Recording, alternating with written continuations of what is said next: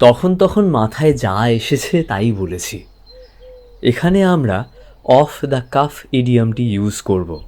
Of the calf ইডিয়মটি use করে আমরা বলতে পারি যে একদম কোনো প্রিপারেশন ছাড়াই কোনো সিচুয়েশনে কোনো কথা বলা, আগে থেকে ওই বিষয়ে কিছু না ভেবেই।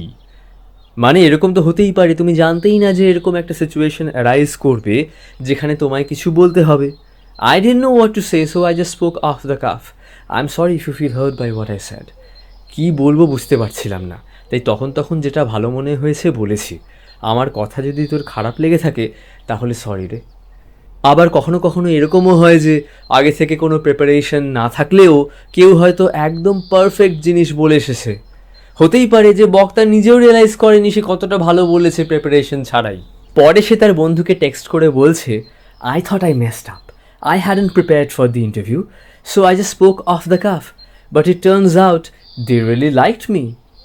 আমি ভাবলাম গেল, ইন্টারভিউতে কি বলবো কিছু আগে থেকে ভেবে রাখিনি, তখন তখন যা মনে হয়েছে তাই বলেছি, কিন্তু এখন দেখছি ওদের আমাকে বেশ পছন্দ হয়েছে।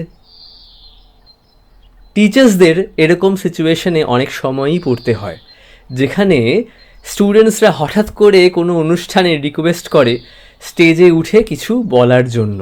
সেক্ষেত্রে এইভাবে শুরু করাই যায়, I haven't prepared speech, so I'll just say a few words off the calf.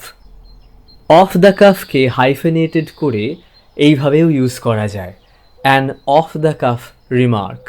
Look, it was just an off the cuff remark, I really didn't think it through, I made a mistake, but it doesn't mean you can say whatever you want.